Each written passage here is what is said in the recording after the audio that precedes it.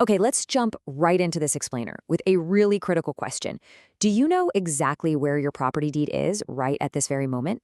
If you're like most folks, it's probably buried deep in a filing cabinet somewhere, or maybe, you haven't laid eyes on it since the day you closed on your house. But having this document readily accessible is incredibly important. Honestly, divorce is tough enough without the added stress of sorting out property ownership. And that's exactly why we're doing this today. Whether you are navigating the heavy emotional toll of a messy divorce, trying to protect yourself from the rising threat of deed fraud, or managing the estate of a loved one who's passed away, having your deed literally in your hands gives you absolute peace of mind. It's the ultimate proof that you own your most valuable asset. So here is our roadmap for today's explainer. 1. Understanding property deeds. 2. Locating your property information. 3. Navigating Franklin County records. 4. Requesting your official copy. And 5. Troubleshooting common record issues. We are going to walk through a foolproof step-by-step guide to acquiring your property deed effortlessly, even if you are a total beginner. Section 1, Understanding Property Deeds. Let's start with the absolute basics. What exactly are we looking for when we say property deed? Well, a property deed is the official, recorded legal instrument that transfers and proves ownership of real estate from one party to another. It's not just a receipt, it's the actual legal foundation of your property rights. Without this recorded document, your legal ownership is vulnerable. That is exactly why having an official copy is absolutely essential for proving your rights in any kind of legal or personal dispute. Now, a deed isn't just a one-size-fits-all document. Depending on exactly how you acquired the property, whether you bought it traditionally, you were gifted it, you inherited it, or maybe you just need to remove an ex-spouse from the title, you might encounter one of several specific deed types. You've got warranty deeds for standard sales, quitclaim deeds for quick, non-guarantee transfers, transfer on death deeds for estate planning, personal representative deeds, easement deeds, the whole shebang. Section 2, Locating your property information. Let's move on to the next step. You see, you can't just walk right into a government office and say, "Hey, give me the deed to my house." You need the right administrative keys to unlock those records. Think of this as translating your home's physical location into the government's digital language. You start with your physical street address, but instead of going straight to the property records, you first query the local county auditor or tax assessor's portal. This step is practically magic because it gives you the exact parcel ID, sometimes called an APN or UPI, along with the formal legal description of your property. It's kind of fascinating to compare searching by your name versus searching by that parcel ID we just tracked down. Searching by name in government databases requires super exact formatting. If you type John Doe, but the system strictly requires Doe John without any punctuation, or if you forget a wildcard character, the system might literally tell you the record doesn't exist. A parcel ID search, however, is virtually foolproof. It completely bypasses human spelling errors.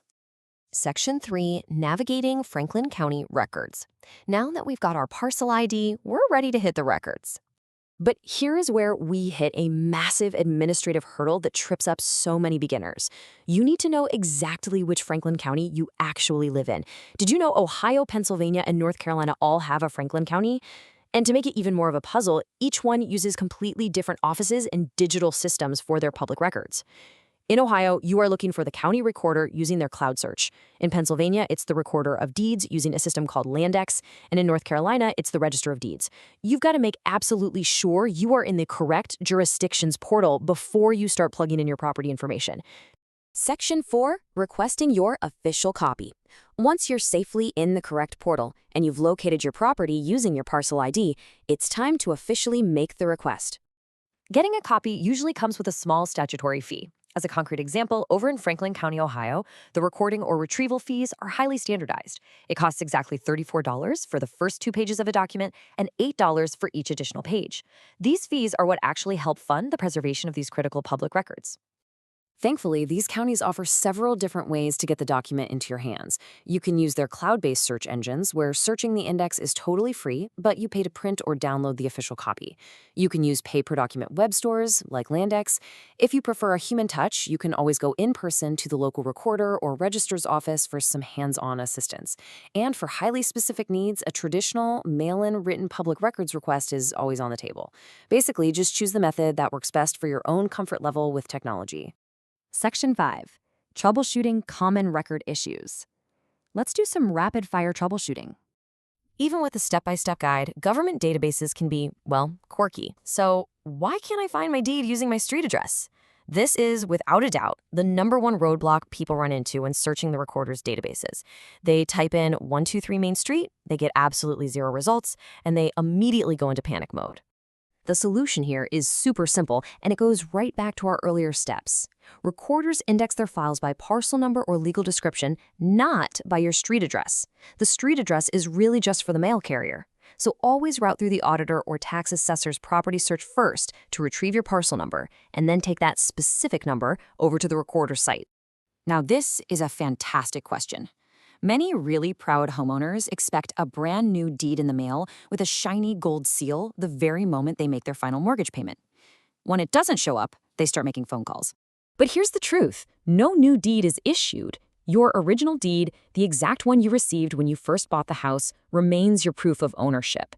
When you pay off the house, the lender simply files a document called a release of mortgage, or a REMO.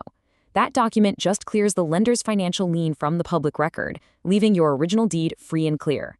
Okay, this next one is a very sensitive but incredibly common situation. Navigating property records after a death can be really stressful, and the path forward heavily depends on the prior planning of the deceased. You first need to check the county records to see if a transfer on death designation or a survivorship deed was previously recorded.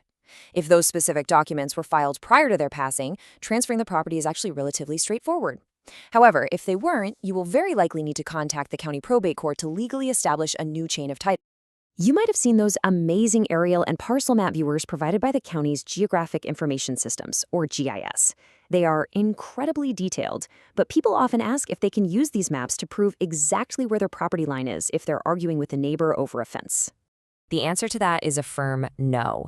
While GIS maps are incredibly helpful for a quick visual reference and general location, they have very distinct legal limits. They absolutely do not replace an official survey, your deed, or your legal description. Literally, only the legally recorded deed and a professional land survey hold any actual weight in a boundary dispute. Quick disclaimer before we wrap this all up. While this explainer covers the enduring principles of property records that will hold true for years to come, you absolutely must always verify current local requirements. Fees, office hours, and digital portal links can and do change. Plus, we are just explaining the mechanics of public records here, not practicing law. You should always consult a legal professional or title expert for specific legal guidance regarding your property rights. So, I'm going to leave you with the exact same question we started with, but hopefully now you feel really empowered to answer it. Do you know exactly where your proof of ownership is and what type of deed protects you? Take 10 minutes today to use these steps, navigate your county's records, and secure your peace of mind. Because at the end of the day, your most valuable asset deserves to be fiercely protected.